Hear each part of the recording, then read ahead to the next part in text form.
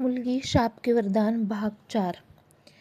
तिने 8 दिवस खूप वाट पाहिली आणि आज त्याचा कॉल आला आणि त्याने सांगितले बाबा आता ठीक आहेत. तेव्हा कुठे तिला बरे वाटले. पण त्याचा रडका दबलेला आवाज तिने लगेच ओळखला. तिला कळत होते त्याचे दुःख. जसजसे दिवस जात होते तसे नेहमीच बडबड करणारा केशव खूपच कमी बोलत होता. नक्षत्राला असं काय झालं गावी ज्यामुळे केशव एवढा का शांत झाला हे कळत नव्हते. तिने त्याला विचारले तर तो टाळत होता. पण नक्षत्राने विचारायचे सोडले नाही. जोपर्यंत केशव तिला सांगत नाही.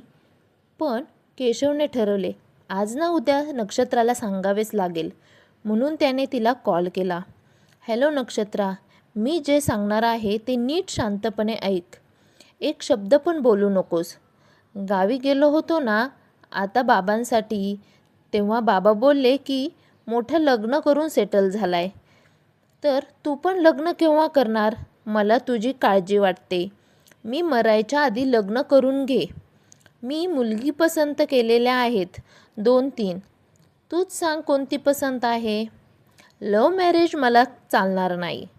आता नक्षत्रा कसे सांगू तुला हे ऐकून माझी काय हालत झाली असेल.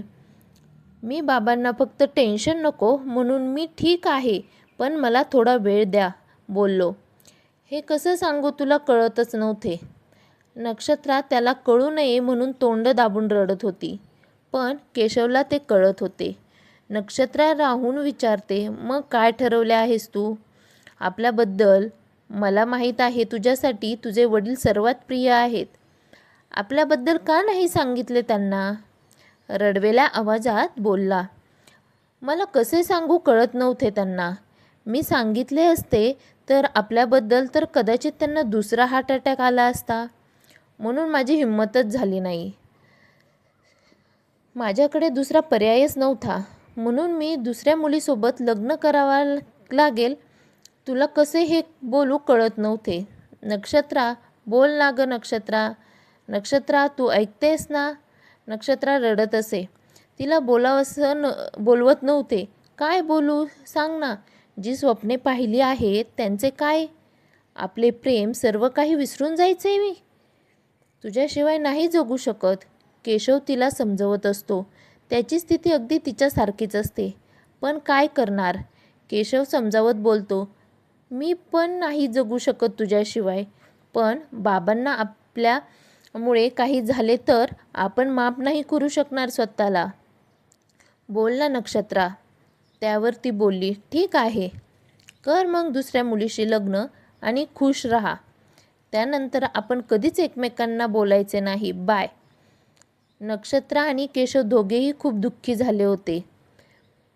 नक्षत्रा परिवाराला त्रास होऊ नये म्हणून दोघेही वेगळे झाले. दोघेही रोज एकमेकांचा फोटो बघून जुन्या आठवणींमध्ये हरवून जात.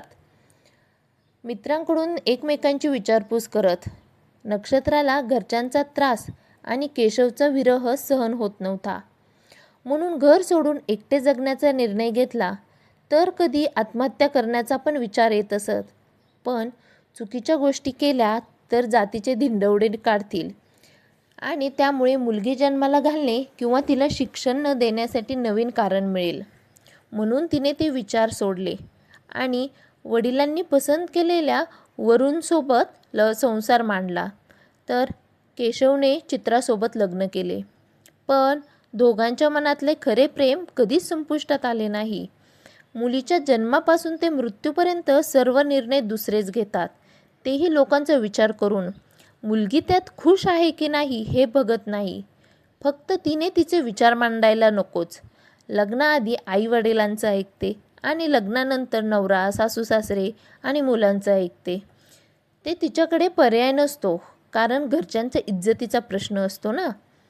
तिने तिचं अस्तित्व घडवले तरी पुरुषप्रधान संस्कृतीला मान्य होत नाही. ती फक्त एकदा विचार करते काश मी एक मुलगा असते तर.